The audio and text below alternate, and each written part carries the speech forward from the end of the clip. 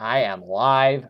Corey, Jag, and Marco with episode 7 of the Dodcast. This one is going to be solo because my co-host Tony Compton has once again gone missing right when I'm about to record, and if I wait any longer for this motherfucker, it's not going to come out before the matches start. Although I do have Low Carb saying he doesn't want me to shoutcast tonight, so maybe I have more time than I thought, which is interesting, but it is what it is. So right off the bat, let's just get to the first orders of KTP business.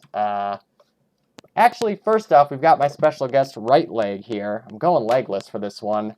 The left leg is here as well, but I don't feel like moving it because there is a nail down there, as in a rusty nail sticking out of this table that I don't want to stick into my stump because I don't need to have any more of my legs removed at this point.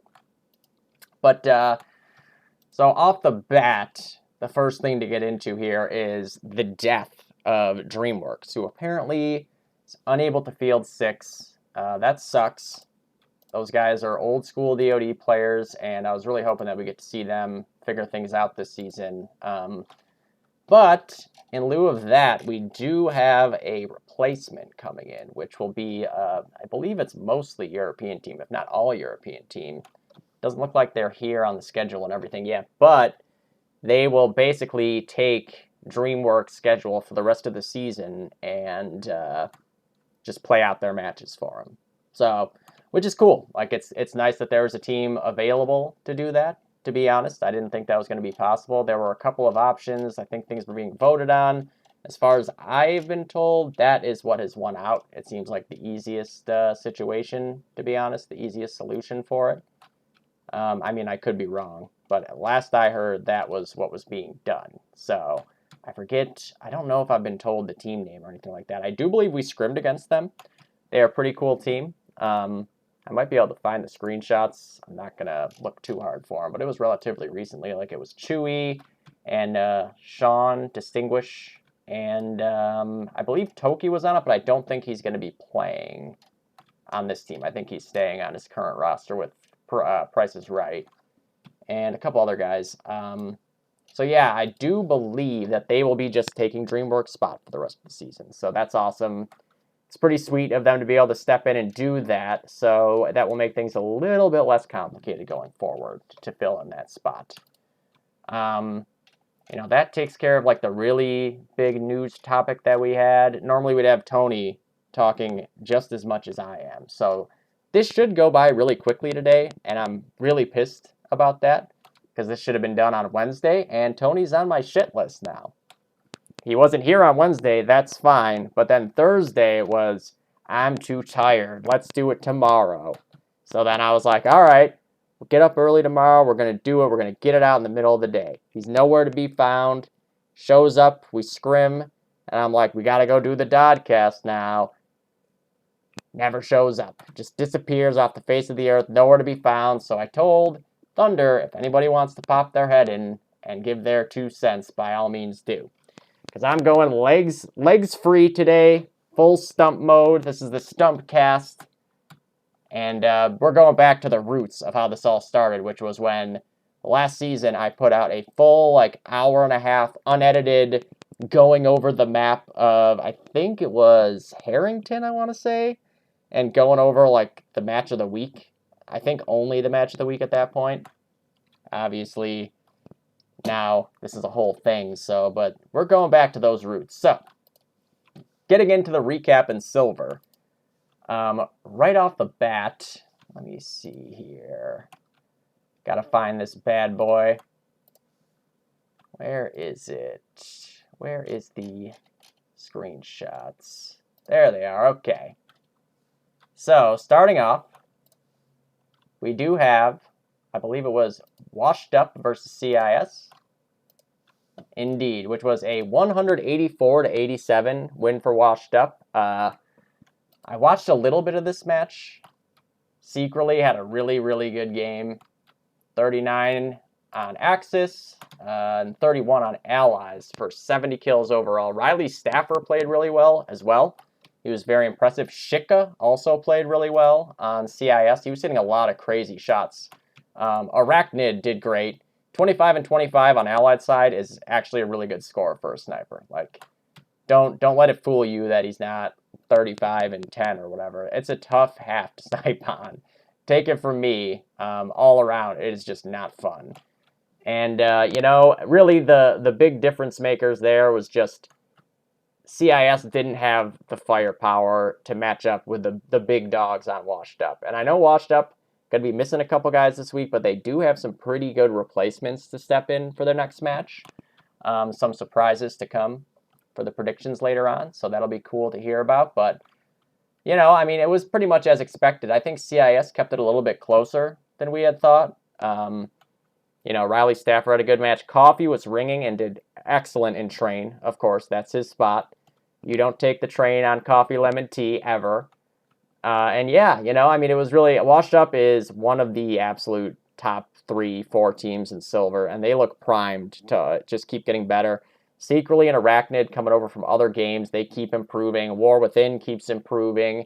Ducksworth or Defrag and Bromley, they keep getting better as they play more because they're relatively fresh to coming back in the game. And yeah, you know, Washed Up is going to be quite a team to have to deal with going forward. So, you know, good game to both teams there. Moving on, we had No-Go versus Fast Loris. I did catch like the very end of this. Bullet was casting it.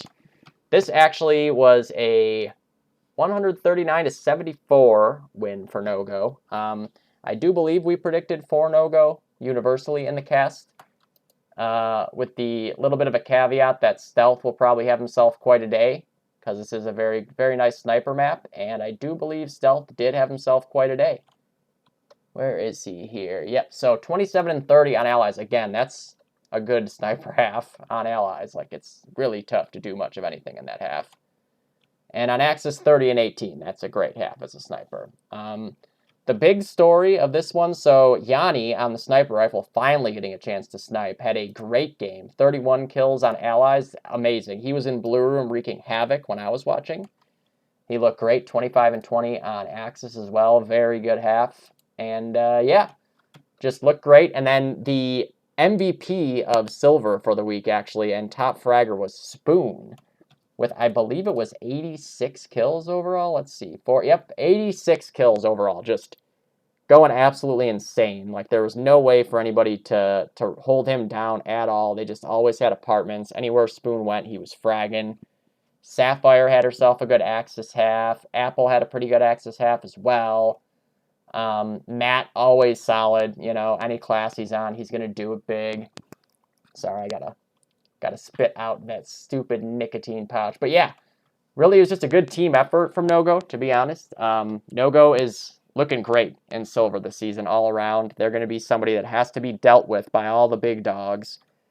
And I expect that they'll be able to beat anybody. It's just a matter of what map they catch any given team on. And that seems to be how most of that top echelon of Silver is right now, where like anybody could beat anybody depending on the map, depending on the lineups. And yeah, you know, I mean, from what I saw, it was a good game. Just No-Go kind of outmatched them. Lynx played pretty well as well for Fast Loris. I know I saw him get a couple multi-kills in there. I believe Red Dog was pretty good. Again, at least I didn't see the whole match. I missed a lot of it. I think it was just like the last 10 minutes that I caught. So, you know, I didn't see enough of it, really, but just looking at the scores and everything, No-Go looked like they had a really well-played game. I know that, yeah, looks like they were actually losing after first half, their Axis half. Down by, is that 19? It's tough to say with this client scheme. It's a little bit small. Maybe if I open up the original. There we go. Yeah, 59 to 48, so maybe 11 points. So, but they brought it back, won on Allies by a lot, and took it overall. So, good games to both. Kevin did not get the revenge on one of his former teams. He has played for No-Go, but I don't think he really needed revenge. Although I'm sure he would have liked to win that. And yeah, all in all, just a great effort by No-Go. Kevin Hart was spelled out by the emojis here. Big win for No-Go.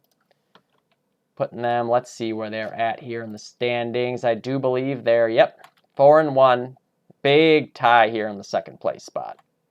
Washed Up right there as well. Price is Right leading the way at 5-0. Sleepers, 4-1. That's a little bit of a spoiler alert for later. My leg just almost broke my computer because it fell. And yeah, so moving on. The next one we've got here. Not that. Yes, actually it is that. It's the match of the week. So the silver match of the week, which was I was looking forward to this, but Price is Right ended up being just incredible. They really played well across the board, and it was too much for sleepers to handle. It was 286 to 53. So I know Taylor and Corey Price were having really, really strong games. I don't know if the frags back that up overall. Dillard had a really good game as well. Allen in Apartments Taylor was floating all over the map, which, he's very good at. And he was the big X factor in the end for Price is Right. There was nothing sleepers could do to hold him down. Dillard, Recoil, and Corey, really good Axis halves. Zaps in Train, I remember, had himself a really good game as well. But for sleepers, it was really just Price is Right looked too good. Like, I don't think anybody in silver was going to beat them on this day. It was nothing that sleepers did wrong, per se. It was really just Price is Right playing out of their minds. Taylor, in particular, going absolutely insane. He had a lot of, fast 3Ks, multi-kills. Him and Corey Price were just on Axis side, sort of, dominating Blue Room in the first flag whenever they wanted. So, not much the sleepers could have done. But it just goes to show Price is Right is the big dog in silver, as expected, heading into the season. They are now at 5-0. Great point differential, although Sleepers still has the point differential there, and Love Me Not even has a little bit on them. Doesn't matter. Wins and losses are the thing that matters most, obviously. And Price is Right is sitting at 5-0. So really, really good game to them. They got another big one coming up this week, though. So they're going to have to win again. Everybody's coming after them. Every match is important when they're playing these top, 1, 2, 3, 4, 5 teams. And they'll have another test coming up tonight, to be exact. So moving on to the next one here. Oh, actually, I believe that that's all for silver. Because, yeah, there was no DreamWorks match. Yeah. Or, no, wait, we need... Where is it? Where is it? Moose Knuckles played DreamWorks. And then Love Me Not had a bye. So that is all the matches for silver. Really good game to everyone involved. Taking a look at the standings here, as we just did, still Price is Right at the top. Sleepers, Love Me Not, Washed Up, and No Go, and a little bit of a 4-car pile up there at second place. But this is going to be resolved coming up. Although there is a chance that these teams could win, and this team could lose if Love Me Not were to win. And we could be looking at a five-way tie here. I'm not sure what the other matchups are just yet, off the top of my head. Can take a look. Price is Right, Love Me Not. No Go does play Washed Up too, so not possible for that to happen, actually. But one of these teams can win. So it could still be a 4-way tie there. Or it's just going to resolve itself down to, Price is Right is at 6-0, and there's 2 teams left at 5-1, and 2 teams are down to 2 losses. We'll see. It's going to be interesting. Tonight's probably the biggest match of the silver season, realistically. Love Me Not versus Price is Right.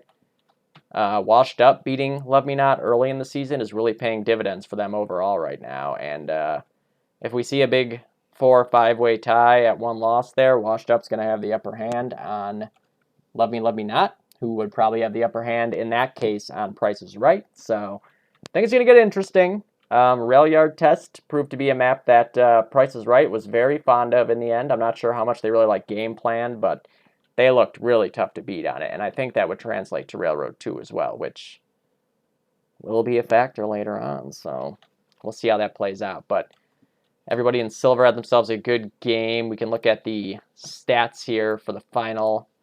Spoon, silver MVP there. Top flagger was Ducksworth, Secretly, and Corey Price at 21. Top fragger was Spoon at 86, and he had a 2.05 KD, which is insane for having that many kills. And as a heavy, it's not like he was sniping and, hanging back like I do. So really, really impressive performance by Spoon there from everything that I saw. Lots of movie clips I know, too. So hopefully he's submitting to the Frag of the Week, which Laura is making. Not that this reminder is going to come out in time for anybody to really get to take advantage of it, but I believe the submission deadline ends tonight. I'm not sure if it was like midnight or whatever, but I don't know. We'll see. We'll see. So, moving on to the gold recap now. Get this all queued up in here. So, first off, that's not it. That is it, actually. So, typical PMC. This was a tough one because PMC was missing 3 starters. They ended up with a ringer and 2 backups. So, you had Hypnotic sniping. You had Chrono playing his first DOD match in a long time, coming in and heavying. And then you had Candyman going train for PMC. They were missing Paul. They were missing 9. They were missing Crawd or Kaboom. I can no longer hear you, Corey. Oh, shit, my bad. They were missing Crawd and Kaboom or 9, whoever it was that was going to be the other heavy there. And, yeah, you know, playing with two backups and a ringer is tough. And Typical took full advantage. This actually featured the MVP of the week for gold. It ended up being a 260-75 win for Typical. And the big story was Frank Greets with 33 and 24 on Allies. And on Axis side, a big 51 and 23. He actually tied the current seasonal record for total frags in a gold match, tied Toxinator from Harrington with, I believe it's 84 frags. Yep, 84 frags overall. Really crazy performance. We saw a lot of that on the cast. Nightmare and Milo. Milo in particular on Axis was just all over the spawns. He was everywhere throughout the entire fucking map. The guy seemed to be getting 3 kills at a time every life. And then even if you get past Frank and Milo, you had to deal with Nightmare, who was 30 and 18 on Axis. And what did he do on Allies? 30 and 17. A picture of consistency there out of Nightmare. Just really, really tough matchup for PMC to end up with that many guys missing from their starting lineup against this team on this map, where they came looking very, very well prepared, and Frank just went out of his mind. So even if Frank had just had an average performance, though, I don't think that you're going to overcome that matchup with 3 of your non-starters playing, period. And then especially, even if he was not playing as well, Milo and Nightmare played just fine. And, you know, Timo is always doing his job. Cage is always doing his job. Scotty's always doing his job. Like, they just are so rock solid. For PMC, you know, PB and CK still put up the performances you expect out of them. Oh, I said 9 was missing. I'm an idiot. I meant Crawd. Just Crawd. 9 was there. Wait, so who was the other? Element was the other one missing. Durr. I'm an absolute fucking idiot.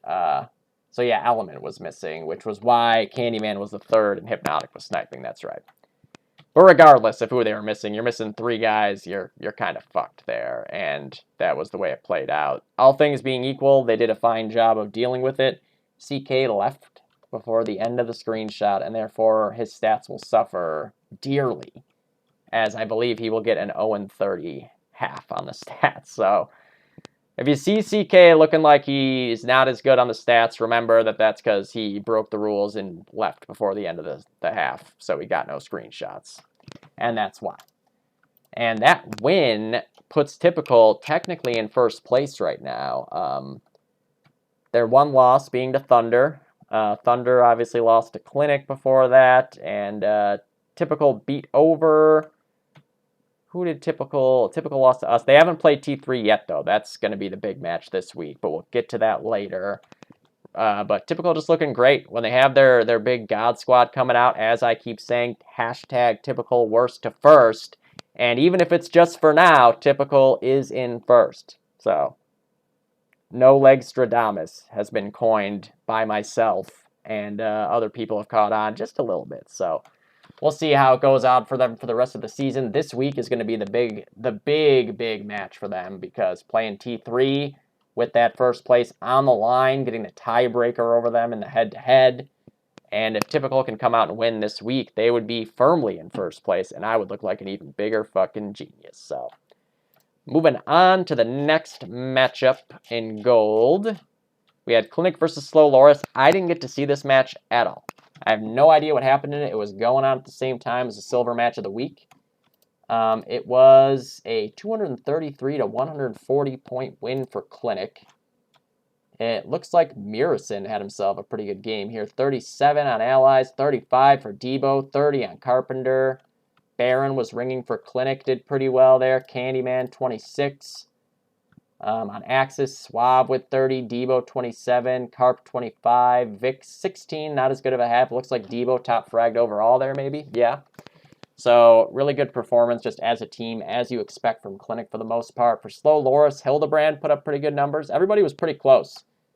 They actually won their Allied half too, so I'm not sure what happened on their Axis half. It looks like they got just beat down on it. Hildebrand again, 39 and 28. He's been putting up big numbers all season, no matter what the score is. On the sniper rifle, Gall almost had 30. Chris W. almost had 30. But, I mean, it just, you know, Slow Loris is having a tough season. They haven't really got their starting lineup totally figured out. Hildebrand's been playing well. Gall's been playing well. Like, they all play fine. Shreddies is back now, getting into the lineup. Once he's playing with some regularity, he'll be doing better. I'm sure they would love to get Kevin there. Cody, who was a part of that whole trade situation with Austin. But all in all, from what I could tell, it was just Clinic dominated them on the Allied side, and that was the difference maker since, you know, Clinic lost their Axis side. Could have easily gone the other way, but things kind of fell apart for Slow Loris by the look of it. So, yeah. Not too much to say about that. I didn't catch much of it. Nobody really told me about it. But good game to Clinic. Another big win there, keeping them afloat here in the standings. Now they're up technically just into the playoffs at 2 and 3. And the big thing they got going for them is a head-to-head tiebreaker over one of the teams that's right in front of them in Thunder. So be on the lookout for that, because that's going to be a story that could develop even more as the season goes on. But moving on to the next gold matchup. This was a crazy one. So it's Icy Hot versus Over. Final score 164 to 156 in favor of Icy Hot. And that was via, like, I think it was maybe with 20 seconds left, Vertex Ninja capped. It was very interesting. For Over, I believe for the match, only one guy went positive. And it was, of course, No Name. He went fucking insane because he's a god. And he has 77 kills and I believe 51 deaths.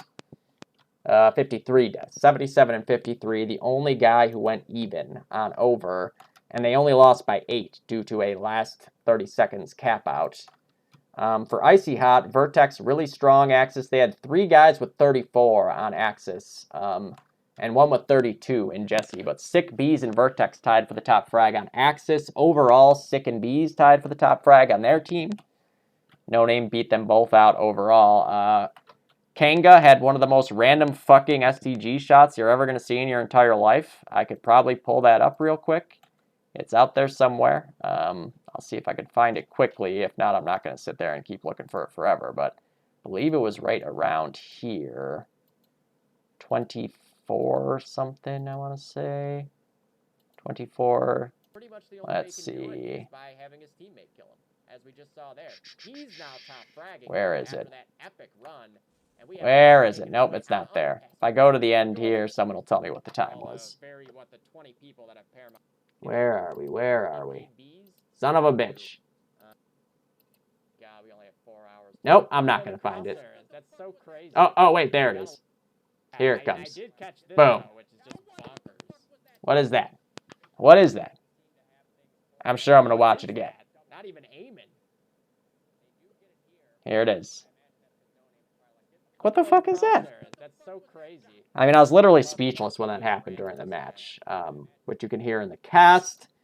Won't dwell on that too much, but yeah, so big 4 performances for Icy Hot on Axis. They won that half by 60, but then you come out on Over's Axis side, and, you know, No Name, again, looking just insane. Like, this was a very big team effort by No Name here, or by Over here. Even though No Name was really standing out in the frags, like Sokka had a huge ninja mid-break that kept Icy Hot from getting any ground made up when he was the last alive, I believe, as well. Jizz had a couple big moments. Mata on the heavy had a lot of nice kills at the Allied first. Baron had himself a good game ringing for Over. He got to ring twice in gold, which is cool. Always love to see Baron get into play. And Kum on the sniper played really well for a guy who doesn't really snipe, you know. Going up against Austin, who is a bona fide vet of the sniper class. Austin still did quite well. Modgers and Train also had a very good game. You know, don't worry about the kill total. That's kind of irrelevant in Train there. And Jesse, of course, another really good game on the heavy. He'll just keep coming into his own. For over, not much you can really worry about on that team right now. Like they're playing with, it was one ringer. You had Mod on the heavy and Cum on the sniper, like playing off class. They don't have their starters. I don't think they got to scrim. Like they'll be fine when they have all their 6 guys on, playing on the class, on a map that they've practiced. No Name is still on fire. He's leading the league in kills and second in KD ratio. It's nuts. But in the end, Vertex with a massively clutch Ninja Cap brings it back home for Icy Hot, and they take it by 8 points. So really good game for them. And that puts them into a great spot in the playoffs, too, as they're 3-2, tied with Thunder heading into their matchup this week. So that's going to have major playoff implications. If Icy Hot can get the win over Thunder to take the tiebreaker on them, then Thunder will be surrounded by teams that have the tiebreaker advantage over them. And that makes them clench their anus. So see if Icy Hot can pull that off over these scrubs who have that snake fuck Tony Compton on it, who doesn't show up for his job. Tony. But moving on. So let's see what we got left here. I do believe it's just the big one. Double check. Yep, it is. It's just the big one. So the match of the week in gold. This was a tough one. Taking a look at the score, as you can see, 118 for T3 to 117 for Thunder. Frags, you can see all over here. Tox 26, Dorito 27, Jules 26, J-Rod and Jagan 22. Other side, you had J-Rod 30, Tox and Nader 29, Dorito with the big 34, Jules 25, Tony 19. Jaganator with nothing to do. His team was pushed up the entire match until the last 2 minutes, and then it all fell apart on the back of maybe unsuspecting MVP Nick Patton, who ended up being the only guy actually on T3. Just like for over, one guy actually went even for the match on T3, and it was Nick Patton. He had a crazy movie streak on Allied side, pushing apartments with a car that ended in a double. I think it was like 8 or 9 kills. And on Axis, it was, I believe, an 11 kill streak where it was like 2 sniper kills in 4-way. And then just like 9 bar kills spread out all over the map, leading into the situation where he then died at the perfect time to start the respawn timer, which brought T3's players back to the first flag, just in time for them to push as a unit with 6 guys for the last flag and cap out as time expires to win by 1 point. I've lost by last second caps before in a finals match as well to IWA. That was on Harrington, and Swiss skipped across the screen. And in this case, it was crazy. It was a crazy way to lose a match. Kudos to them for executing the cap out they did in the end, because that's not easy to do under any circumstances. They took full advantage of everything, and they made it work. Nick Patton had a great game. Booten was a little bit of a thorn in the side in a few different spots. Same with P12. PDX, regardless of score, is always a thorn. Same with Leo. Till, whenever he does get kills pushed out of train, it's always in crazy, fucked up ways. I'm in the middle of a few things, but I could say, like, if you guys did watch the stream, 9 pretty much had, like, the lay of the land as to every little thing that they needed to do. Yeah.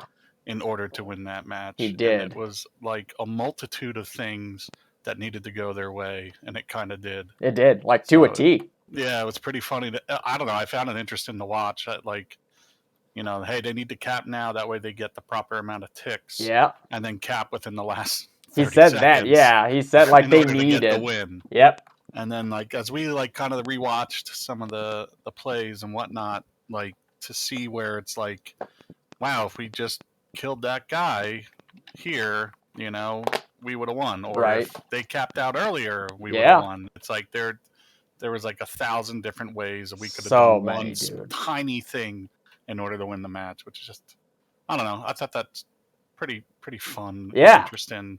It's cool. Rather than like a standard blowout type win. So you don't see this ever in this game. Yeah, I mean, I don't know. I think most of us were, not too hard on ourselves. No. So that's one of those things where it was just like the perfect storm, and 9 called it down to like the second of Well, I just did the math, and like if they hold mid for the rest of the half and then cap out in the last 30 seconds, they'll win by 1 point. And sure enough, that's exactly what happened. Like they got mid right when they needed to, and then they held it right up until the cap with 3 seconds left or whatever it was, and it was just perfectly executed. Yeah. Really crazy. I mean, good game to them. There's nothing, nothing to be said short of just you guys pulled it off in the end. And as always, just another crazy match between us on a railroad map. It never fails.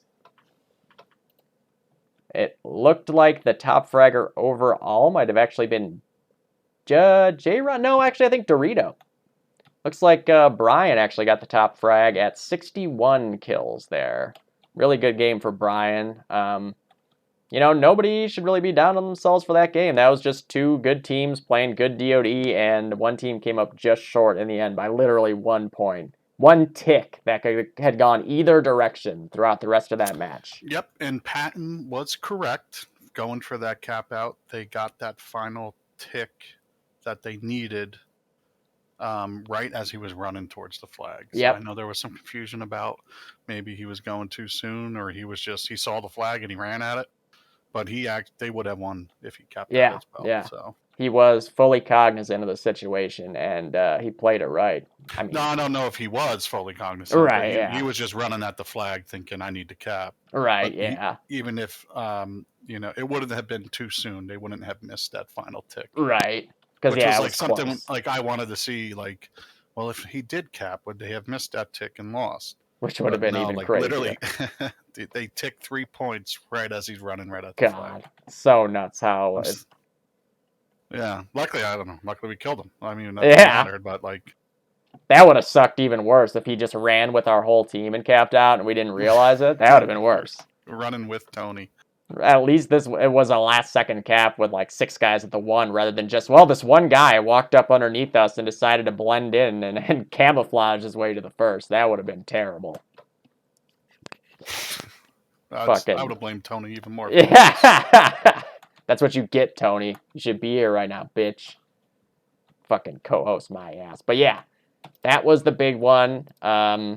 That put T3 at 4-1, which ties them with Typical for the lead in gold, and they play each other this week. So yet again, another massive matchup coming up there. That one will inevitably be shoutcasted for sure, because this will decide who first place is heading into the big rush of playoff time, where it's just Shamil left, and then undecided scheduling still, because it will be dictated by the seeding at that current time. So going to be a lot of interesting matchups there. No clue who will be playing who yet, and that'll decide how the playoffs pan out in the end. So what a crazy week it was. Lots of fun matches on Rail Yard. Honestly, Steve could definitely be proud of his creation in the way that it played out in the end. I can tell you that much. And thank you to Steve for all the work he's done on Rail Yard. Obviously, still working on it. The map played amazing. I think it played better than the old Railroad one, to be honest with you. It seemed like it was even more fast-paced. And yeah, like everybody had a good showing this week from what I saw and obviously experienced in that match. So it worked out really, really well. Good game to everyone. Good game to T3. Fucking 3 points on Railroad 2 to eliminate us, and now 1 point by a last-second cap out on Railroad 1. We just can't catch a break on Railroad-themed maps, so maybe next time on Railroad 4. We'll see. So, from there, we can get into as I am still legless and stumping it up here. I was going to do some tricks on camera, but then Tony said he'd be here, so I didn't think I'd have to do it. I didn't set up for it. Otherwise, I'd be doing that right now. And then he didn't show. He just disappeared when I said, Tony, let's go record the Dodcast. I'm throwing him under the bus. Tony the Snake Compton. So for the silver predictions now, this is going to get a little crazy here. Tonight is the match of the week. I'll get to that last. Now, I'm not sure. So it looks like DreamWorks right now has the bye for this week, so we won't see a fill-in team in this matchup just yet. But right off the bat, going with CIS versus Moose Knuckles. Taking a look at the rosters. For Moose Knuckles, they have Bo, of course, and Quack Duck. Spade has been continuing to improve. If they could get Shifty in, that'd be nice. Sean Allity was a huge pickup. G is continuing to get better. Druna being on the team, like you could see her come in and play at any point in time and bring some veteran presence to that roster. I think Duality is the big difference maker for them right now, frag-wise. And CIS, I like this matchup. I think they match up well. I think both teams will be excited and not have to play, Love Me Not or Price is Right or Washed Up, Sleepers, No-Go, etc., and be able to play against a team with a similar record to them. For CIS, Riley Staffer has been amazing. Shika's been great. Deutsch has been great. Azilla's been great. Like, they're all continuing to improve so much from when we first scrimmed against them, like when they first popped up in the Discord. This is Solitude, which it's not a map that people play regularly. It's a map that's been around a while, and people do still try to play it in 12-mans a lot, but it doesn't end up actually happening all that frequently. I am inclined to go with CIS, though. As a team, from what I've seen, they have looked so good. Like, they have figured out the minutia of this game way faster than I thought they would, figuring out nades and rotations. And on top of that, Riley Staffer, who is just an excellent player. He's so talented. I'd love to know what that guy's history is in DoD. Sometimes he's heavying and he's fragging with that. You'll see him STG Garan. You'll see him Car Bar. You'll see him just straight up right. Like, he can do it with anything. Shika's a great sniper. That'll help hold down the left side of the map, the church side of the map on Solitude. If I recall correctly, Sean goes long, so that's going to be a real X factor here. If he can get out of underpass, assuming he's going there like he used to, and really just cause hell up long and on slip and slide when he's an ally, that could be where Moose Knuckles can see things turn around for them, because then they gotta, CIS has to send resources back to their first flag or back to their second flag or sitting in garden. That could open things up a little bit for them to get into double cap and move forward for a cap from there. If Quack Duck and Sean and any heavy for Moose Knuckles play well this week, they could definitely win. But CIS has proven to me in particular, watching the games, that they understand the game really, really well right now. They're clicking on all cylinders. They're poised to get a win, and I feel like this is the time that they do it here. And I gotta figure Riley Staffer has another great game, and Shika as well. So definitely going CIS. I would say CIS by like a cap. 40, 50 points. Solitude is a map that usually, if it gets capped on, it's a ninja cap. I'm not sure if they're going to be executing ninja caps. I do believe that they tried to execute a ninja cap, or maybe even did succeed at one on Rail Yard, but we'll see. Regardless, that'll be a fun matchup to see them getting to play against each other instead of having to go out and deal with these crazy teams that are up at the top of the standings right now. So they are both sitting. Moose Knuckles has one win, which is a forfeit. CIS has one win, or it's a bye, forfeit, whatever, technically. So they're both at 1-4 right now, and the winner would actually end up, if Fast Loris were to lose this week, tied with Fast Loris. So, there's a spot in the standings at play here. So definitely going to be interesting to see that match play out. Next one up, looking at Sleepers versus Fast Loris. Sleepers, those are my boys. We had Shion last week, which was awesome. That's like my favorite episode we've done. This is my second favorite episode because Tony's not here. I'm just kidding, Tony. If you fucking ditch me again next week, I'll have your balls. But yeah, Sleepers versus Fast Loris. So for Sleepers, you got Chi, you got Vanaki, you got Burn on the sniper rifle, LZL on the rifle, Matt, awesome pickup. Again, we always talk about that. And then Zaps sometimes plays. They can get Lobaton and they can get Dry, and they have a lot of good players that can slot in for this lineup. It's possible that they've sent me their lineup and I've forgotten it, but if that's the case, I apologize. I'm not going to go through all my DMs and double check right now. But for Fast Loris, you've seen pretty consistent Laura, Stealth, Alapex, I believe, has gotten in. Twist, of course. Hey Hi, Lynx, Red Dog. Those guys have all been getting in a lot. I've seen Drudge around a lot. Stamp has gotten to play a lot recently and been getting better and better. Obviously, he was around for a long time in DoD, so just playing more and more is going to get him back into his, sort of prime time abilities again. With this matchup on Solitude, so Stealth is, again, we're always talking about Stealth with Fast Loris. He's a great Solitude sniper.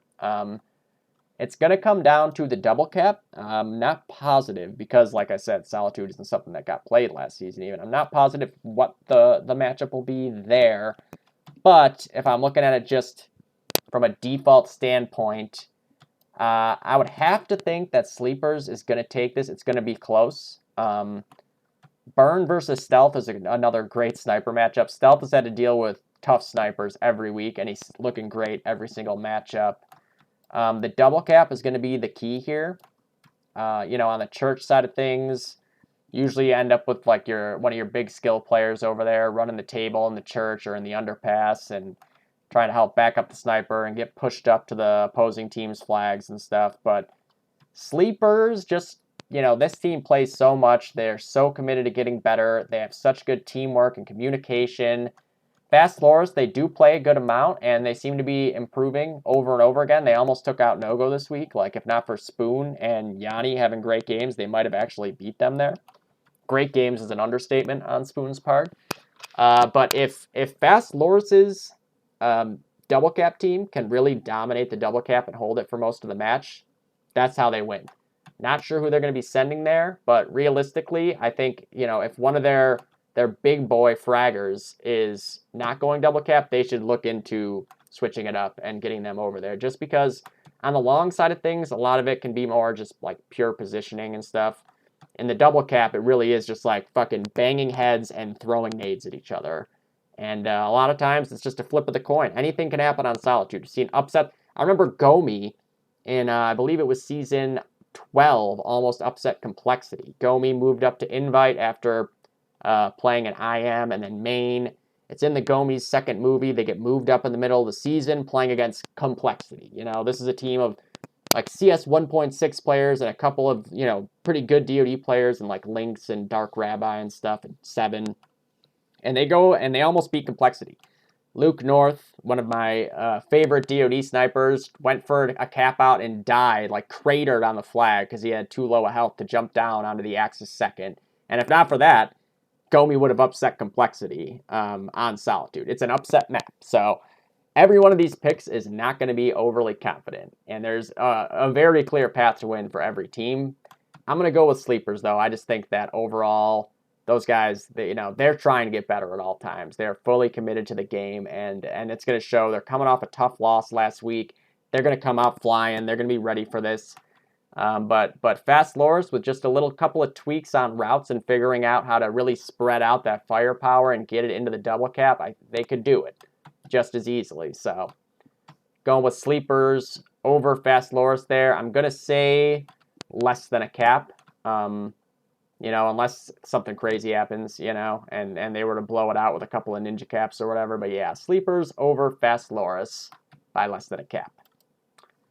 And on to the next one. This is, on any other week, this might be the match of the week. But No-Go versus Washed Up. So this is a big one. Again, these two teams sitting at 4-1 right here. Tiebreakers going in a couple different directions. I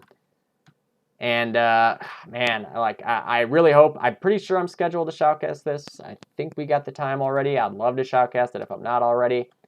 But lots of talent on these two teams. For No-Go, where are they? There they are. So you got Matthew, Deidro, Spoon, Yanni, Saf, Apple, Louie. Like, they got like 7 guys they can swap. 7 people that they can swap in and out. I don't think Lurf is around right now. Fincher obviously can play too.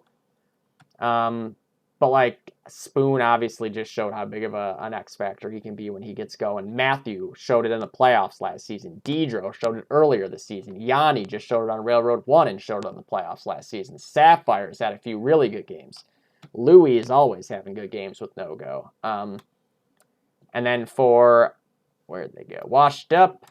They're going to be missing some guys this week. Let me get the exact roster here because I do have it. Let me see. Where did it go? There he is. So,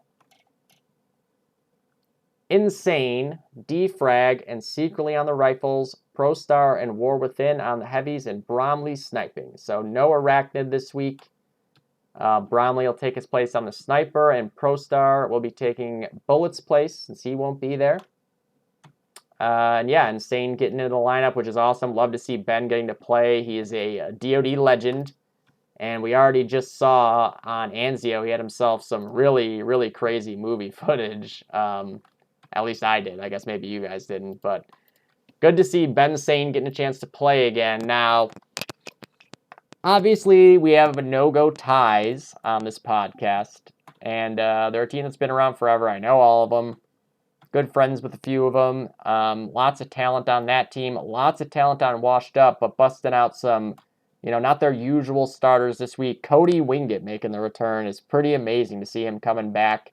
I'm curious to see how he'll play. He was amazing at DoD during the heyday of the game, so I don't think it'll be hard for him to get back to playing well pretty quickly. Missing Arachnid hurts, but I have watched Bromley snipe this map a couple times this week, and he looks excellent. I watched him snipe against Nightmare in a 12-man, and he actually out-sniped Nightmare in that 12-man. So good sign for Washed Up, being able to, lose your big marquee sniper and slot a guy in who can hang with the best sniper in gold. So, and then obviously Insane, he's been fine. He doesn't need to play the game at all to be good. That makes things a little bit easier for them heading into this week. However, again, a map like Solitude, a lot of it can depend on where you send your people and how well suited they are for those routes, because they are fucking annoying. I would say that really the only very fun route is going through the church with whatever gun you want to use. Double cap is a pain. It's a nade fest. I'm sure No-Go have been working on nades. I'm sure Tony the Snake coach Compton Bombay has been drilling them on nades, as well as J-Rod, who is the assistant coach of that team now. But Washed Up plays a lot too. Now, if it was see, it's tough because even looking at Washed Up, like, okay, they're missing a couple other starters. Like, Bromley looked great sniping in the games that I watched him on Solitude. And putting in ProStar and Insane as bench players, like, those are a couple of pretty nice guys to be able to throw into your lineup. No-Go, I'm not positive who they have starting this week. I might... Actually, let me see here. I might have that as well. Gonna double check. No, I don't have their actual lineup. Dang it. So that's unfortunate. But, you never know with No-Go. They have a sort of a revolving door when it comes to their starting six. Whoever they put out there, going to be good players. That's for damn sure. But, man, I mean, it's such a tough call. I got to think the Cinderella story of No-Go continuing onward, being able to take this win, being able to go take a spot ahead on Washed Up with Washed Up missing players. But I'm going to go with Washed Up. I think that ProStar, even if his aim isn't on and everything, like, this game is in his blood at this point. He'll be able to do, even if he's not hitting crazy shots, like just the positional play, the grenades, that stuff will be there still. Same for Insane. Bromley looks great. Not sure who No-Go's going to have sniping against them. That might be a big X factor. Man, I don't know. Like, if Yanni's going to be sniping, I think he can potentially hold down Bromley in this scenario. Same with Matthew. God, man, I don't know. It's such a tough call. I'm going to go with Washed Up, and I'm going to go with Washed Up by 7 points. Very, very close game. I hate to pick against No-Go. I know that Washed Up has been incredibly active, and they had a game plan for this situation, and they got guys in there that are going to know what to do and know how to win at the game and how to play as a team and communicate and everything. And yeah, I mean, although No-Go man, they came out flying on Rail Yard.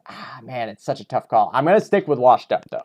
I'm going to pick Washed Up just because they were, in the last few weeks, I've really been laying it on thick about them and how much I think they're a team to watch out for in the playoffs. So I'm going to stick to my guns here. Tony would pick No-Go by 3 caps or some shit. I'm going to go with Washed Up by less than 10 points, but, this game could very easily go the way of No-Go. Things could fall apart for Washed Up very quickly, and, with no bullet fodder there, who is directing things in game. Having that structure can help a lot for every team, especially on a map that's just bonkers like this one. And, yeah, we'll see how they can adjust to not having their IGL around for this match, but I think they're going to be okay. I'm definitely going to cast that if it's not at the same time as our match, so good luck to both teams. And No-Go, I still love you guys. I still believe you can win this. But if I had a gun to my head and I had to choose, just on paper, not having really played against either team on this map, I'm going to take Washed Up with the experienced backups coming into play. So moving on to, I believe, the final and match of the week as well. Big one here. The rivalry begins. Love Me Not versus Price is Right. As we can see, Price is Right at 5-0. Love Me Not at 4-1. So Washed Up beat Love Me Not. So if Washed Up were to win this week as well, they would have the tiebreaker over Love Me Not. Who would have the tiebreaker over Price is Right? Who would have the tiebreaker over Washed Up, which is just a shit show. It would come down to point differential, which right now, I mean, I guess it totally depends on these matches. That's too much to get into, but not positive about what the rosters are. You know, it's going to be Colin and Devin and Hambuga. Could be Low Carb, who again said that my cast sucks, so I hope you lose. Could see Coffee in there. You could see KO in there. Nicholson. I know that, you know, Tyson, they've said that they're not positive who's going to play what and where. But these big three are the ones that really are like the difference makers. And if KO gets in, obviously, too, that's huge. I don't know if Dane would ever be playing right now, but, you know, he hasn't played really at all recently either. For the Price is Right, you figure it's going to be some version of Corey Price, Recoil, Allen, Taylor, Dillard, and then like maybe Bill Basad, Caleb, maybe Toki, maybe Reptar. Tough to say who the last is going to be there. I haven't heard anything for sure yet, but wow, I mean, this is quite a matchup. Really, really huge firepower between Colin, Devin, and Hambuga. And if Low Carb is playing, Low Carb, and if KO is playing, then KO. And then really big firepower on Price is Right with Corey and Recoil and Taylor. And when Allen's playing and on, and when Dillard's playing and on, like just a lot of experience and firepower between these two teams. Solitude is the map, though. And Solitude kind of favors that really fast, like newer approach to the game of kind of being able to push forward and really frag at will rather than worrying about the positional play. And so to me, that favors Love Me Not a bit. My question would be, where are they sending their players? Are they splitting these guys up? Because if you're sending both Colin and Devin on one side of the map, that other side is going to be a lot more exposed. I would think if Low Carb is playing and if KO are playing, and KO's not sniping, but he probably should snipe, but I would think Low Carb would go double cap. I would think that Devin would go mid-house and that Colin would go... I mean, I would send one of these two double cap, you know? Put one of those guys on the double cap. You can't keep them both on the same side of the map and expect to be able to do anything with the other side of the map. You got to split them up at this point. I don't know if that's what they're going to do, but that's what I would do. And then on Price's Right side, I assume Taylor would go mid-house, but he is a double cap player, so you might see Allen go mid-house. Taylor will play the dirty spot there in the double cap and put up numbers. I'm guessing Corey will go long. I believe he usually does. He can go double cap too, though. Same with Dillard. You know, Recoil up against maybe KO, maybe Hambuga. Recoil is a great sniper, and this map can be a little bit of a field day for snipers when they can get into certain spots and really be able to have their way with, you know, like sniping from the tower to the hole and slip and slide, or on Axis side, like getting pushed up into mid-house and being able to just pick guys off. But again, I think that this map favors the fast-paced play. And ninja capping is how a lot of the cap outs happen. And Low Carb can definitely execute a ninja cap. If KO's playing, he can definitely execute a ninja cap. Devin knows how to execute a ninja cap. Price is Right, all can do it. God damn, this is another tough call. And like, you know, I picked against Price is Right for sleepers last week. Picked with my heart. I feel like I have to pick them this week, but at the same time, I've played with Colin and Devin and Low Carb on this map and seen them all do really, really well. If Coffee's playing, he can ninja cap like crazy. That could be the big, big difference maker. And I'm inclined to go with Love Me Not by a ninja cap. Don't know what the final score will be, but I'm guessing the difference will be by a ninja cap. I'm guessing it'll be by Coffee. But I fully acknowledge that this could just as easily, it could be a blowout win for Price is Right. You know, for all the firepower Love Me Not has in their big guys, we don't know who's going to be playing in those other spots. I don't even know if anyone, like, who's playing outside of Colin, Devin, and Hambuga. Low Carb might not be playing. Coffee might not be playing. KO might not be playing. No clue. But if it's the best six against the best six, straight up, you know, frag fest on Solitude like it usually is, going to take Love Me Not by a ninja cap. Or just a cap out, whatever happens. But if Love Me Not has a communication breakdown, they get a little bit tilted by, you know, Price is Right playing slower or something, or Taylor going off on a streak or something, or Recoil can't get taken down, and they just start to lose that mental edge a bit, then Price is Right will have their way with them, and it'll be a rough day for that Love Me Not here. But this is going to decide a lot about the seedings for silver, and it's going to push a tiebreaker even further and deeper than we ever imagined it going. So it's a big, big match. I'll definitely be casting that tonight at, I believe, 10:15 or something like that. Let's see. It's posted somewhere. Where is it? 10:30 tonight, Price is Right versus Love Me Not. Going to be a barn burner. Yeah, that's going to be a crazy matchup. I really, really hope that it's not a blowout in either direction. The Sleepers Price is Right match ended up a blowout, and that was kind of tough to watch. But just pound for pound, skill for skill, these guys match up really, really close to each other on Solitude. So we'll see what happens there.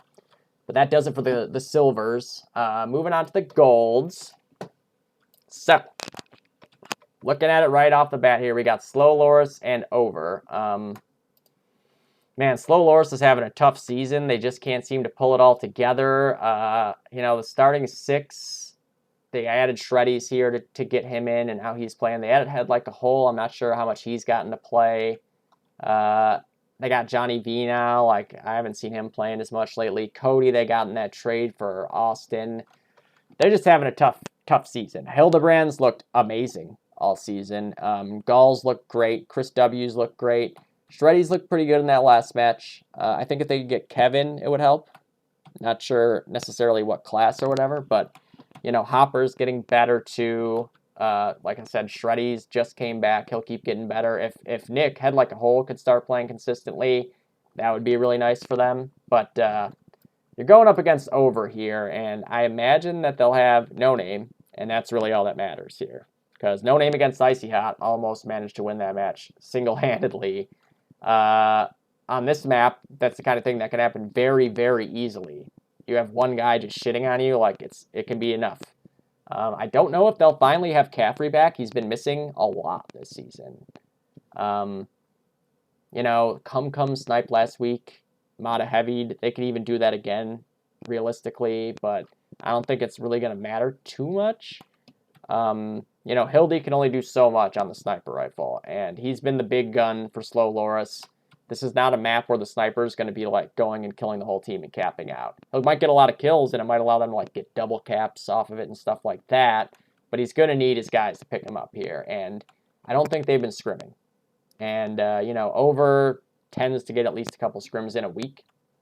And No Name is definitely playing. He'll be sharp as a fucking knife. Jizz has been getting better and better. If they got Caffrey back, that's massive. Sokka's been playing with regularity again. Like, they just have so much talent on this team and a map that really favors their play style. So, you know, I got to take Over, and I got to take Over by, like 150, I'd say. Which might seem like a lot, but even if they're just holding double cap the whole time and cap out, like, twice, that would do it. I'm not going to dwell on that too much. I keep saying for Slow Loris, like, I'll look at picking them once they've really shown, like, they're going all out and trying to, you know, really figure out that six, and they're all playing together and working shit out, but they just haven't been able to get it all to work out at once, and they're in a really tough spot here after that loss to Clinic last week, where Clinic now is the tiebreaker over them, the team that's closest to them in the playoff situation. Slow Loris would basically have to win out here to be able to make up that difference, so we'll see. Crazier things have certainly happened. Like I said, Gomi almost upset Complexity on this map and was like 5 HP away from doing it. So maybe Slow Loris shocks the world this week. Maybe they do a little class switcheroo to try to figure out a way to open things up more. But, I mean, I'm going with Over by at least 100 points here. No Name's going to end up, you know, 85 to 90 kills or more. He's looked great on Solitude. And, yeah, he's going to be a force to be reckoned with here. So, definitely over Slow Loris there. Just looking at where that would put them, either team here. So if Slow Loris were to win, they would still be behind both PMC and Clinic, even if they both lost this week. So they'd have a major hole to climb out of. Over with a win, assuming losses for Thunder or Icy Hot, they would tie one of those teams. Icy Hot would have the tiebreaker over them, and so would Thunder. And then if Clinic were to tie them, Over, I believe, beat Clinic. Yes, Over did beat Clinic. I'm going to double check that, though. Where is it? Over T3. Did Over play Clinic yet? Oh, there it is. Yeah, Over beat Clinic on Halley. So, but moving on. Next up, we got PMC versus Clinic. So this is another major playoff implication situation here. They are both 2-3. This would dictate the tiebreaker between those two teams. Clinic, very majorly teamwork-based team. Lots of good players on it as well. They beat us, so, on Anzio. And then, so looking at the actual rosters, figure it would be something like Paul sniping, 9 heavying, PB on a rifle, CK on a rifle, Element on a rifle, and then either like Crod or Kaboom or Justin or Chrono on the other heavy. And, oh shit, what did I just do? For Clinic, it's been mostly Candyman, Suave, Carp, Mirasin, Insam, and Debo. Although Debo has elected to not play at certain times, and that has been very detrimental to Clinic's ability to be successful. If Debo does play this week, that's very helpful for Clinic. If he doesn't play this week and PMC has all their starters on, I would take PMC to win this one. If Debo does play and both teams have all their starters, then it's a much different call because, again, this is a map where one aggressive, heavier rifle can get pushed up into spots and just wipe out, an entire side of the map. So Debo is the kind of guy who can do that for them. However, PMC also has good communication when they have all their players out and aren't frustrated. This is a map that favors grenaders. So CK, Field Day, going double cap here. PB, good at going either side of the map. The heavies, good teamwork together, whichever two it may be. If Kaboom plays, he's excellent in mid-house. Paul, obviously, always a great sniper. He'll be able to hold shit down no matter what. Him and Carpenter is another fun matchup. Carpenter, one of the most improved players in the game right now, been having a great season sniping for the Clinic. Candyman, always solid. Insam, one of the most underrated players in the game, although I think people are kind of catching up to that now. And Suave is always getting a lot of kills. He also dies a lot. He's very much like J-Rod in that regard. They're psychos. But, God, it's such a tough call. Route-wise, I don't know exactly what the Clinic would do. I imagine Debo would go mid-house and Insam would go long. And you'd have Candy and Vic and Suave going double cap or Tom going double cap. And then I imagine, again, I don't know this for sure, but just guessing, I would imagine you'd see 9. So assuming that Crod plays, I would assume 9 double cap with Element and CK, PB going long, and Crod going mid-house, or Kaboom, or Justin, or Chrono, and then Paul sniping. Man, it's such a tough call. I think PMC, again, this is all on the crux that they have their actual players playing. I'm going to take PMC in a close one because coming off that loss, they're all very pissed off. If they're missing players again, I think they'll lose and I think they'll die because they're already talking about not wanting to play anymore after what happened last week on Rail Yard. They were very unhappy with having to play missing all those guys and the way that it all went down. And I don't blame them. That would piss me off too. I would be just as mad. So, but yeah, if it's all the starters for both teams here and Debo plays, I'd take PMC by about 25-30. But if Debo can go off and have another, like 70 to 80 kill game, I think that plus the Insam and the Carp of it, and then Vic in the double cap, he's really good at holding spots like that, and Suave being, long range, Candyman good at doing the dirty work. Clinic can easily win this. And that will decide so much about this last playoff spot. Like Clinic going up by a game on PMC. PMC would then be pretty firmly in 7th place at 2 wins. And unless Over loses a slow Loris, like there's nobody who's at risk of dropping beneath them. So this is a must win for PMC. Clinic still has some options, especially with the tiebreaker over Thunder there. But, PMC really has to get this W. And I think that they're aware of that. I'm assuming they're going to have that in mind when they're trying to schedule this shit, and they're going to make sure that they have their guys there. And maybe even somebody like a Kaboom or a Justin Lynch to step in and really try to go be a hired ninja assassin and go fragging. But again, assuming all those things starter-wise, Going to take PMC, less than a cap. But, man, that's going to be a tough one. And I would be happy to cast that as well. So then we got Icy Hot and Thunder. So obviously this is my team. Looking at the rosters, for Icy Hot, you got Modgers, Kanga, Bees, Vertex, Sick, and Austin. For Thunder, you got Toxinator, Jaginator, Julesinator, Jerry Rodinator, Doritinator, and Tony Comptonator. Good luck, have fun.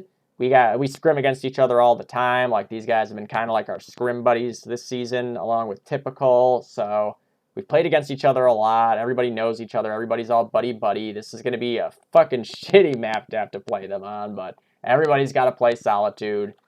I suspect big numbers out of, go figure, Jules and Toxinator. And for Icy Hot, go figure, Vertex, Bees, Sick, Austin. All these guys can frag. So, good luck, have fun to Icy Hot. I think this will be a fun match. To look at the standings, like I said, tied, 3-2 apiece. So this gives the tiebreaker over one another. Again, those last 2 weeks are flex matchups, so teams could play each other again, and it could become a different scenario. But for the time being, winner of this match gets themselves much safer in the playoff push, not having to worry about dropping beneath a team here who might have the tiebreaker over them. Lots on the line this week. Thunder, another really tough loss. Going to come back flying off of that, hopefully for them. Icy Hot having the inverse of that in a win by a last 30-second cap out. They got to be flying high. This is a map that all their players are good at and know well enough, and they'll be fully prepared. So good luck, have fun. Icy Hot, not going to be casting this one. Suck my dick, low carb. And moving on, match of the week, Typical versus T3. As I alluded to earlier, these are the 2 4-1 teams at the top of gold. This is for all the marbles for the time being. Looking at the rosters, or at least what I suspect the rosters will be, for Typical, Scotty, Timo, Cage, Nightmare, Milo, and Frank. The God Squad, hashtag Typical worst to first. And for T3, definitely Till, PDX, Leo, Patton. After that, you never know between P12, Booten, and Bud. I'm just going to assume it's the same lineup as last week, and that it'll be P12 and Booten. Man, this is a tough one. Solitude is a pretty weird map to have it on as well. Route-wise, Frank is a long player. He's excellent at this map. Milo is a mid-house player. He's excellent at this map. And then Nightmare on the Sniper, obviously, is Nightmare. We always talk about this guy. He's a freak of nature. He will shoot you in the face. Scotty, going double cap with Cage. Now, here's the thing, actually. Team Owner is also a long player. The question is, who out of Frank and Timo will go long and who will go double cap? Team Owner's got the nades. I'd probably send him double cap. I've watched Frank single-handedly dominate Solitude matches going long. I'd probably give it to him. I think that Team Owner going double cap makes more sense to me than sending Frank over there to a route that he's not super familiar with. We've all had to do it, but I just think the nade factor with Timo, because he's such a prolific nader, that's the spot you want to put him in. He can still float around, you don't have to sit double cap the whole time, but that's what I would do. Him, Scotty, and Cage, that's a good double cap team. And guys who you can expect to hold and not get overly anxious and feel like they have to push just because they got the kills.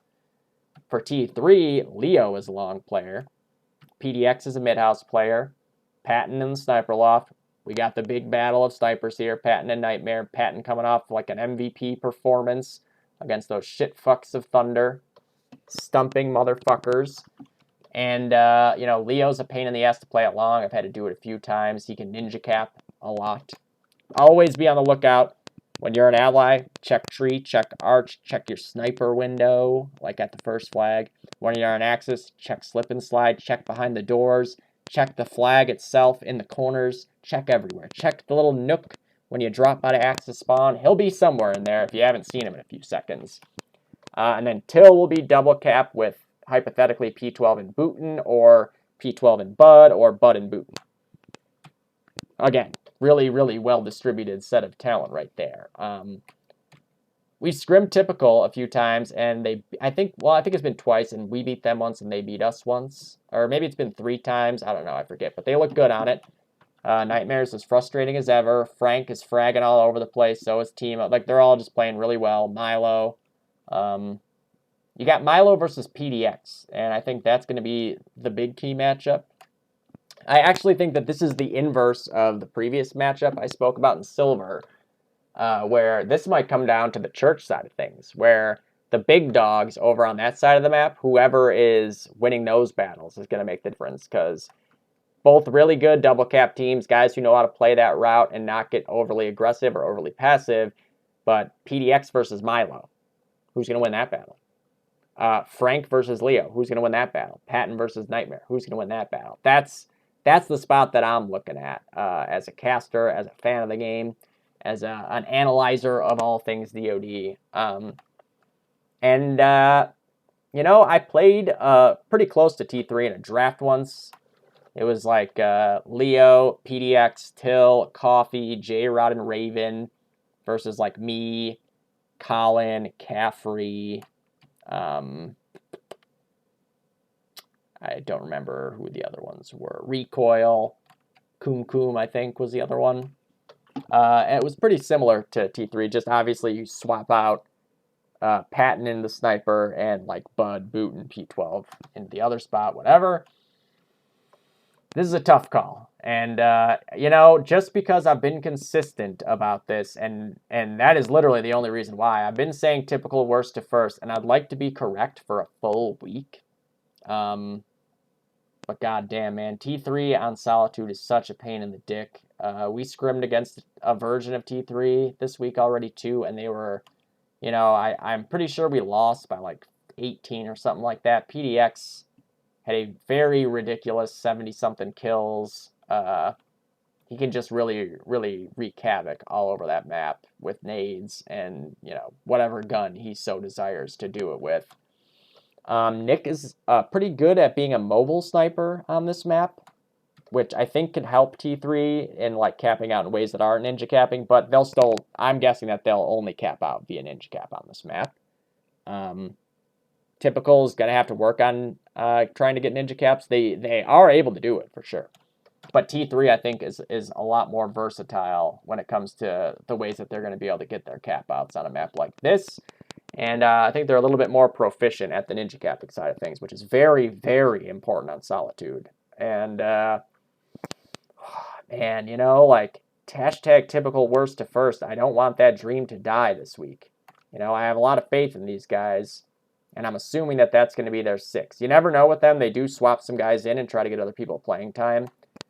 This is a big-time clutch matchup here, though, between the two biggest dogs in DoD right now.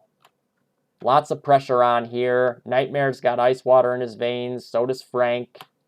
But, so does PDX and Leo and Nick, as we just saw in that match last week. I got to go with T3.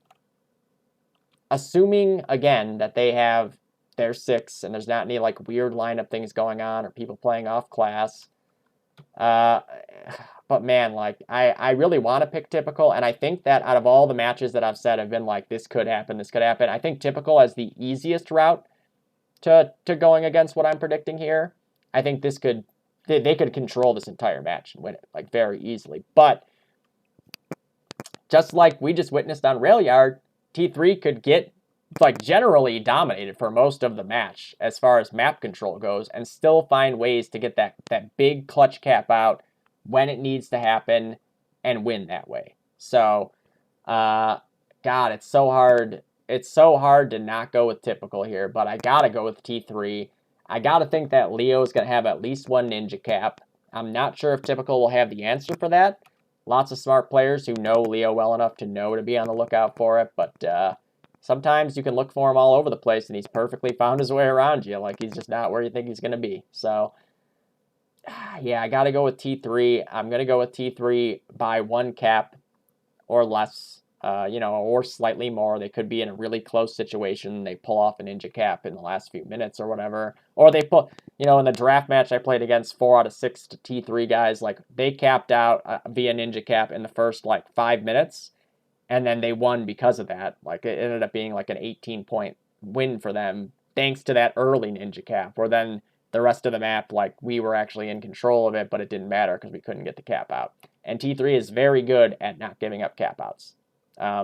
You know, I mean, it's one of those things. Sometimes their shots don't have to be aimed at you, so you're prone diving for a flag. They may slightly miss that shot, but it's still going to kill you. We just saw that on Railroad 2 in the playoffs last season when PDX had that 3K to clutch out the Allied second. He was definitely aiming at one of the guys, the other two not so much, and still got the kills because he got the shot off, and he's just too damn good. But yeah, I'm going with T3 by a ninja cap, 1 cap or less, you know, say 30 to 50 points they'll win this by. But, you know, typical, I still say typical worst to first. I'm more than happy to eat crow on this prediction. You guys can say I told you so. Please do. Go win it so that my prediction on the season continues to be correct. But yeah, that does it for the Preds. I don't believe we have anything else. No, we don't have anything else to look into here. So, DoD Solitude. I don't have my legs on. You know, everybody's always requesting stump action, especially Debo and Milo. There it is for you guys. I'll give you one more look at one of my legs there. There you go.